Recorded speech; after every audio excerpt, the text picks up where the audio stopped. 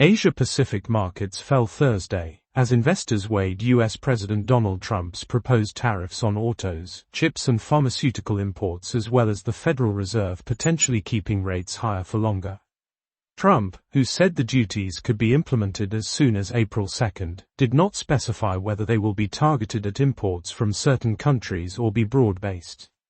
Japan's benchmark Nikkei 225 and broader Topix index ended the day in negative territory for the second day. The Nikkei 225 closed 1.24% lower at 38,678.04, while the broader Topix index fell 1.18% to 2,734.60. The yen rose to a more than two-month high of 150.52 per US dollar earlier in the day amid bets of more rate hikes by the Bank of Japan this year. In South Korea, the Kospi closed down 0.65% at 2,654.06, while the small-cap Kosdaq lost 1.28% to end the day at 768.27.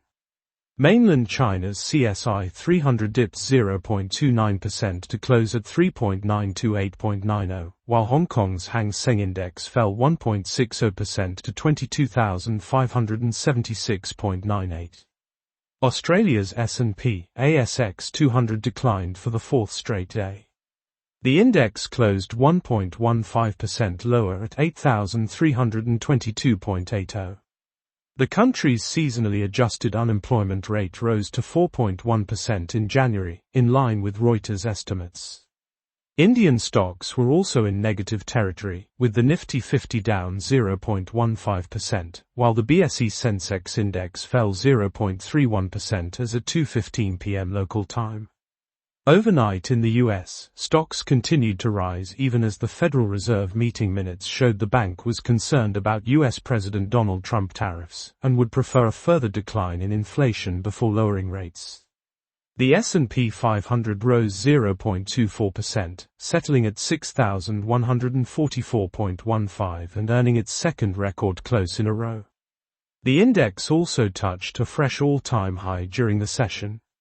The Nasdaq Composite added 0.07% to close at 20,056.25, while the Dow Jones Industrial Average advanced 71.25 points, or 0.16%, to end at 44,627.59. Japanese and South Korean auto stocks fell Thursday as U.S. President Donald Trump's proposed tariffs raised the specter of denting car sales. Japan's Nissan Motor led declines, down 3.45%, Mazda Motor fell 1.89%, while Toyota Motor dropped 1.83%. Shares in Honda Motor and Mitsubishi Motors were also in the negative territory, losing 1.59% and 1.37%, respectively. Suzuki Motor, however, bucked the trend to rise 1.12% as Reuters reported the company's plan to increase its global sales by nearly a third to 4.2 million in 5 years. The company expects 60% of the sales to be in India, the report added. In South Korea, Hyundai Motor and Kia Corp fell 0.98% and 0.84%, respectively. Shares in Chinese food delivery operators Meituan and JD.com fell as much as 6.92% and 2.2% on news that both companies plan to provide social security benefits to some workers.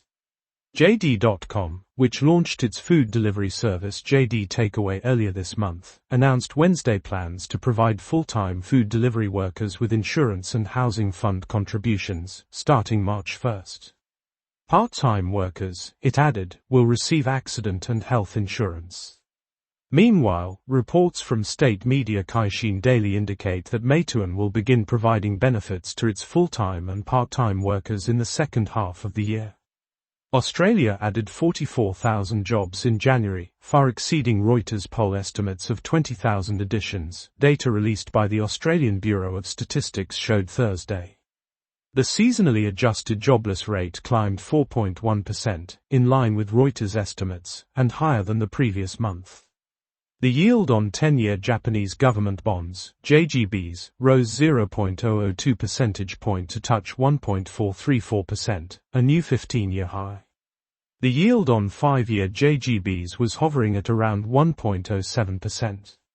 This comes after Bank of Japan board member Hajime Takata reportedly said on Tuesday that the Japanese central bank needs to raise interest rates further as keeping them low at current levels could result in excessive risk-taking and higher inflation.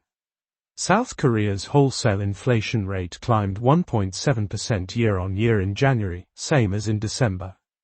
Preliminary figures from the Bank of Korea show that gains were led by sectors such as livestock products and coal and petroleum as well as electric power, gas, water and waste.